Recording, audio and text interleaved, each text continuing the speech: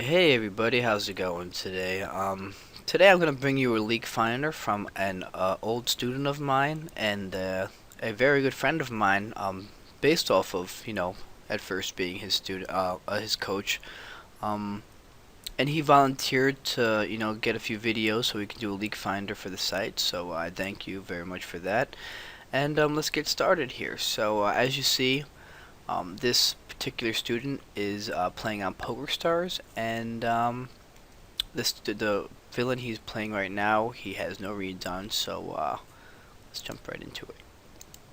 So first hand here, ace 5 on the button, obviously a good min raise here.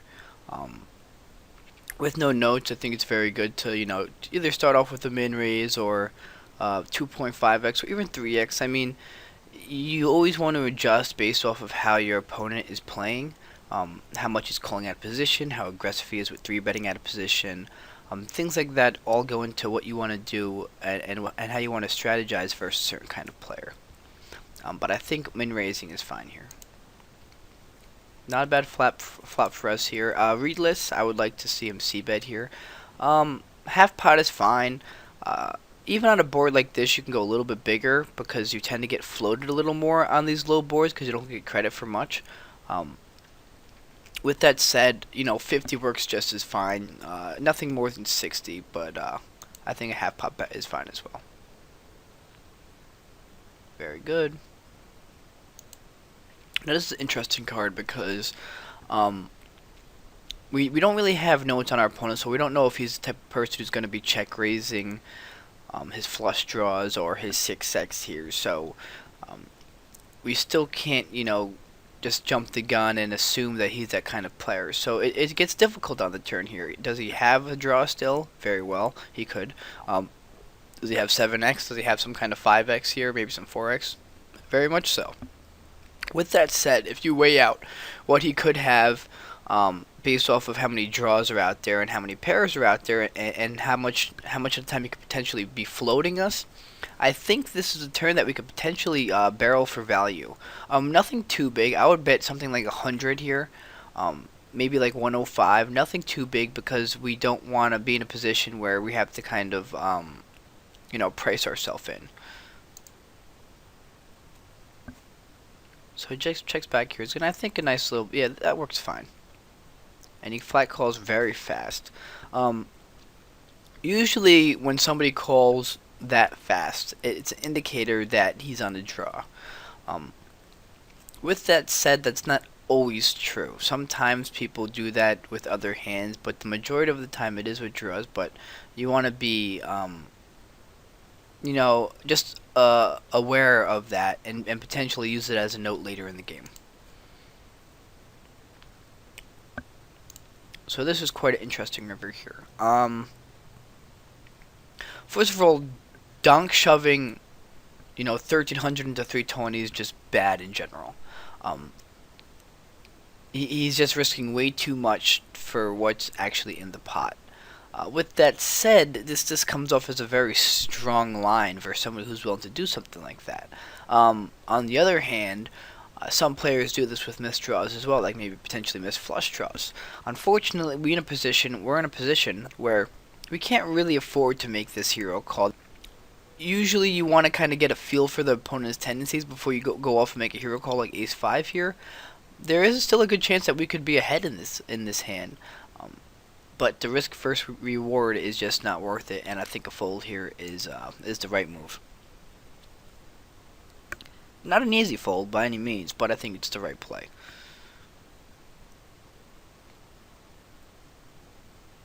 And a very good fold.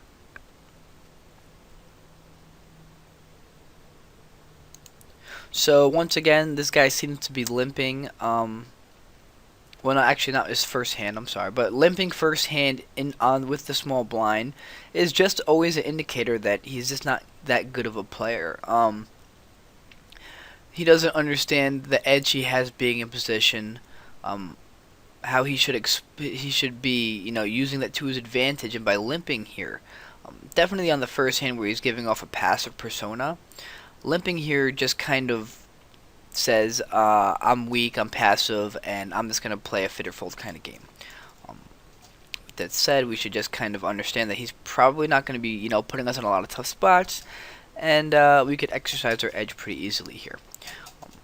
Based off how the hand is played, King 10 here, I think we should definitely be raising this. We should be isolating it to about 65, 70 here, just because it plays so well post flop. If this was like Ace Jack or Ace 9 or something like that, I would definitely make it a little bit bigger, maybe 80. But since the King 10 plays so well, making it like 60, 65 is completely fine with me. And he makes it 80, which isn't the end all be all, because I mean, if you have a feeling that the opponent is just not going to fold, or he's just not folding to a lot of your isolations here, then yeah, make it bigger. Why not? Because at the end of the day, we're probably ahead, and we're going to hit the board a lot of the time, so it's not that big of a deal. Not the greatest flop for us, but we still do have a backdoor flush draw. We have 2 overcards to second pair, and we have a backdoor straight draw, so I think we should definitely be c-betting this. Very good. And we get the fold. Awesome.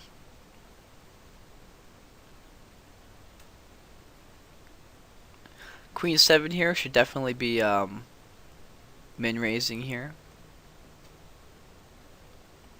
And as you see, he's switching to current session, and he is taking notes, which I always recommend. If you're not taking notes, it's a leak. You're doing something wrong. I don't care who you are, but if you're playing a guy and you have really good notes on him, and then you don't play him for 2 weeks, 3 weeks, a month, and then you play him again, and you don't have anything logged, you're gonna forget his style. And all that time you're spending, trying to figure out what he's doing once again, that could be the difference between you winning and losing here. So there's no reason not to take notes. Even if you get mad, even if you get unlucky, still take notes. Don't get angry. It will improve your game overall, and it will help you win money, which is the overall goal, right?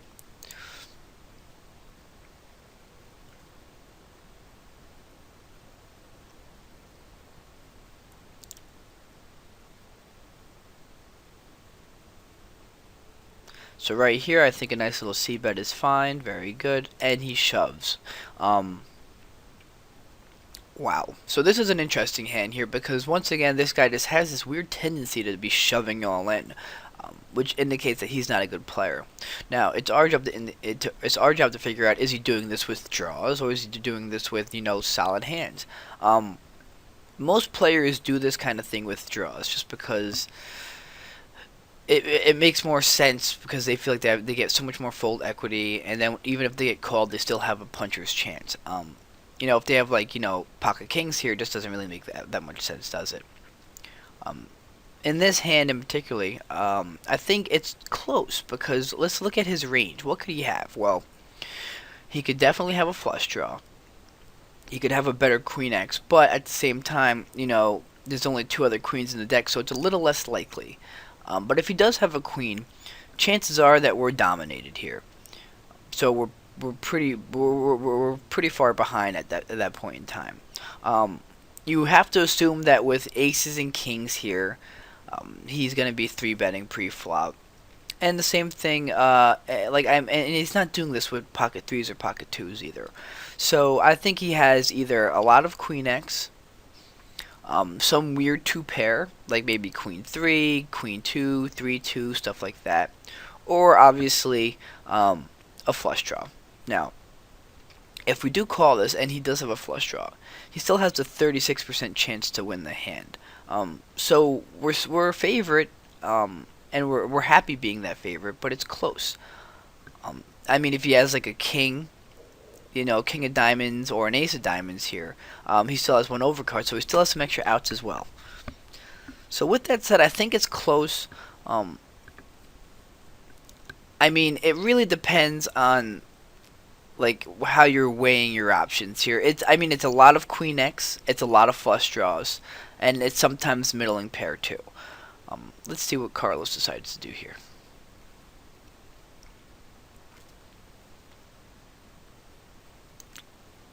So it's 4-2. 4-2 is spades, which pretty much I assumed that it was either a flush draw or queens. The call is close, because at the end of the day, we really don't have that many notes on this guy yet. and we're risking all of our chips with top pair and a kicker that really doesn't play. Honestly, even though at this time against a flush draw and a pair, we're still a slight favorite, but I think that overall it's something that we kind of want to think about folding here, just because we're not really beating that much. If you know this guy does this with draws, then it's an easy call, right? But we still didn't know that it's only like the third or fourth hand of the game, and we're risking a lot of our chips with a top pair and a bad kicker. So I would have folded. I think as played, it's not the worst call in the world, but we get in ahead. I think. Let's see. So he has 9 outs to the flush, and he has 3 outs to the 4 and 2 outs to the 2. So he actually has 14 outs here. So if we do 14 times, if you do the 4-2 rule, which is not completely accurate, but it's close enough, it's 14 times 2, it's 56%. So this guy's, it's actually more of a flip in this scenario here, more than anything else. So with the fact that he has a pair of 2s here, we're actually flipping for all our chips here, and it's just not the spot that we want to be in. So I think that that's even more of an indicator that we should have folded. But at the end of the day, let's hope we hold, and live to see another day. Perfect. So we hold on here, and we win a big pot, which is good. But just one thing that you all should kind of, play cards with this rule is that if you don't have enough information to make such hero calls, then just try to play more on the passive side. You know what I mean? If you're not pot committed, if you're not in a really tight spot, and you can just fold it pretty easily. I mean, we c-bet 40, and then we folded to a $1,300 bet. Then it's no big deal there. So just in the long run, try to get a little more information before making such a big call.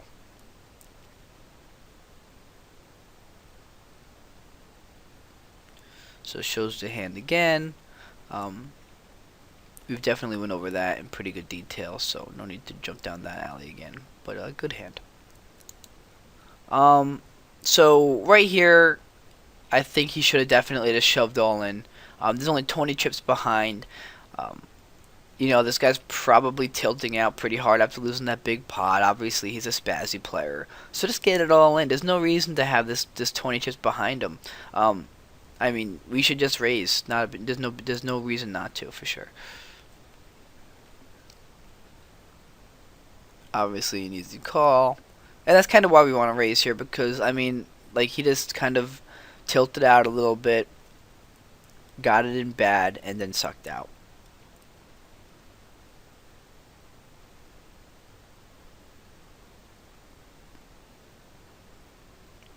Good raise. This is an easy fold. Remember, always want to keep an eye on the Nash chart here. Definitely, if we're getting under 25 big blinds.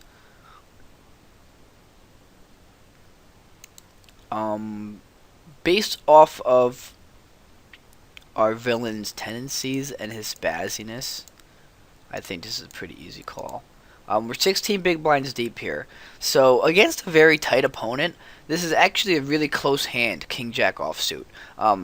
Because if you think about it, our opponent is going to be having a lot of ace-x and a lot of pocket pair, and a lot of stuff just dominates us. So King-Jack versus a tight player is close to a fold. But versus this guy who we just saw shove all in with 3-2, who just has such a wide out of position range and just kind of spazzing out here, it's a fairly easy call in my book.